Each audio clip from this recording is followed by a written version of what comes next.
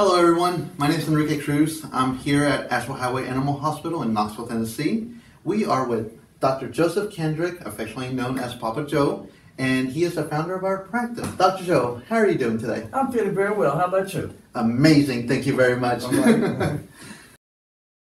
So, Papa Joe, what can you tell us about rabies today? First thing, I'm going to define what rabies is, okay? Rabies is a virus disease that's transmitted through either the bite or the body fluids of another animal. And all animals that are mammals, which are warm-blooded animals, including humans, can get this particular disease if they're exposed to an animal that has it by the bite or the fluids. It's almost 100% fatal.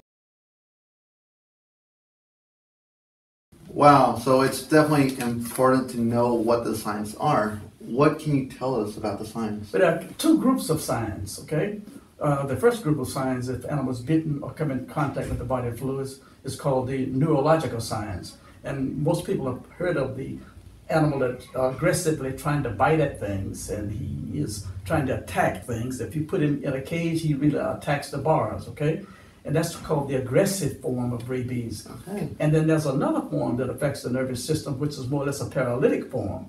And this animal is not aggressive. He walks around stumbling and act like he doesn't know where he's going. And sometimes it's called the dumb form of rabies, okay?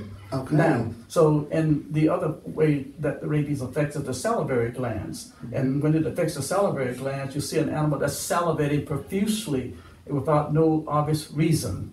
Now, third sign is the animal's called afraid of drinking water. When he sees water, he runs and tries to hide from water. So that's called hydrophobia, okay? But I decided not to use such a big word and say, I'm afraid of drinking water. And that's what the rabies animal would say, okay?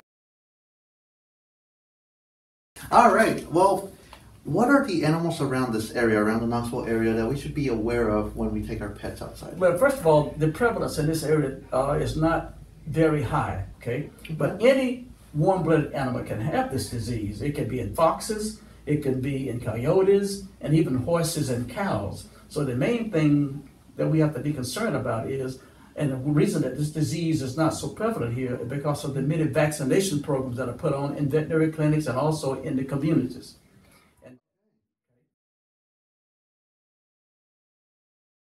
And at this time, when you get these vaccinations, a tag is required to show that it's been vaccinated by a licensed veterinarian. At the same time, a city tag is required if the animal and the person live in the city limits. Okay, so definitely here in Knoxville, Tennessee, both a city tag is required, but then you also get your rabies tag. Now, one of the things I've heard that there are two different types of vaccines. There's a 1 year and a 3 year. Is that correct?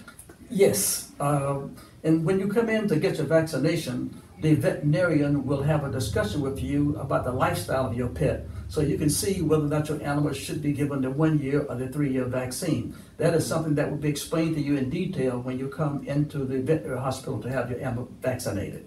Okay, so folks, I mean, definitely whenever you come here at AHA or, at any of your other veterinaries that you go to, if you're across the nation, be sure to ask about this information, get a little bit more from your vet. And here at AHA, Dr. Joe will be glad to see your fur babies. So right now, that concludes this installment of Papa Joe's Corner. So Papa Joe, thank you very much for this information. Thank you very much for having me.